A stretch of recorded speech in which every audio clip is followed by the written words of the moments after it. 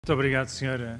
Presidente, Senhoras e Senhores Deputados, Sra. Ministra, Sra. Secretária de Estado, Sr. Secretário de Estado. Continuando a senda dos trabalhos desta tarde, apresentar, de facto, da parte do PSD, foi apresentado um requerimento sobre a hepatite C que já foi alvo de discussão até nesta comissão, quer com associações de doentes, com profissionais de saúde do SNS e com a senhora coordenadora do Programa Nacional, a doutora Isabel Aldir. Quando olhamos para os dados, e parecem-me inquestionáveis, depois da criação do programa para o acesso universal aos antivíricos de ação direta, que garantem a cura em 96% dos casos, este programa foi iniciado ainda pelo governo anterior em 2015 e em 2017, tendo terminado essa primeira fase, com o modelo de financiamento anterior, tinham sido curados próximo de 11 mil doentes. Desde então, 2017 até hoje, 2019, o último relatório do Infarmed, constam 13.444 doentes curados.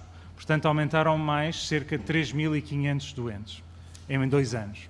Portanto, nos primeiros 2 anos curamos 11 mil doentes, nos segundos 2 anos curamos 3.500 doentes. Na altura, eu próprio achava que os dados podiam estar insuficientes, estar incorretos. A senhora coordenadora do Programa Nacional, a doutora Isabel Aldir, corroborou os dados do Infarmed como sendo absolutamente corretos. E, portanto, é inquestionável que há uma desaceleração neste processo. Mas os médicos que foram ouvidos, assim como as organizações das associações de doentes, destacaram que muitos hospitais do nosso país, no ano de 2019, e já estamos em julho, ainda não procederam ao pedido de aquisição de um único tratamento para a hepatite C. A senhora coordenadora do programa, a doutora Isabel Aldir, reconheceu que tal é verdade e disse na altura que o Estado estava a fazer um estudo, o Estado entenda-se DGS através do programa de coordenação, um estudo de levantamento de todas as situações para compreender o que estaria a correr mal nesses casos pontuais.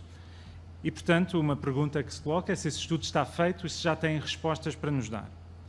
E depois foi também dito pelas associações de doentes que a mudança do modelo de financiamento, do modelo focado na eliminação, com base numa contratualização centralizada, que retirava o ónus do financiamento aos hospitais e dos seus orçamentos, ao mudar esse modelo de financiamento, ao tratar estes medicamentos como outros quaisquer, que desacelerou o processo porque cria arbitrariedade, desigualdade regional por parte das administrações. E, portanto, perante esta avaliação, pondera o Governo voltar ao modelo de financiamento anterior que claramente estava a funcionar.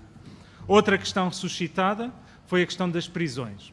Como se sabe, a população prisional representa uma das populações onde há maior prevalência e incidência de casos de infecção de hepatite C e de hepatite C crónica, portanto, doentes suscetíveis de tratamento para a cura.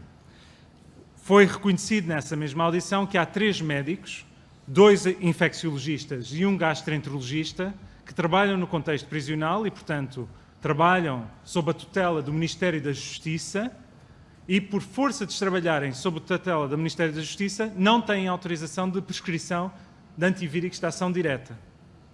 Ora, pergunto se a Sra. Ministra, se a sua equipa está disponível a mudar a legislação para que estes médicos possam, num local ainda para mais, onde os cidadãos estão privados da sua liberdade e onde há uma maior concentração de doentes com hepatite C crónicas, estão disponíveis para autorizar que estes médicos possam, tal como os médicos especialistas no contexto do Serviço Nacional de Saúde, prescrever os antivíricos de ação direta de modo a acelerar os esforços para a eliminação. Por outro lado, ficou destacado também que entre 2/3 a metade dos doentes que vivem em Portugal com hepatite C crónica estão por diagnosticar. E que este é um desafio gigantesco que carece de resposta.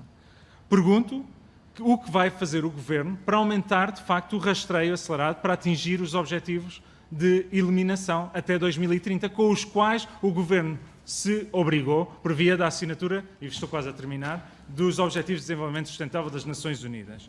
Termino perguntando também, Sra. Ministra, qual é a perspectiva do Governo em termos desta eliminação?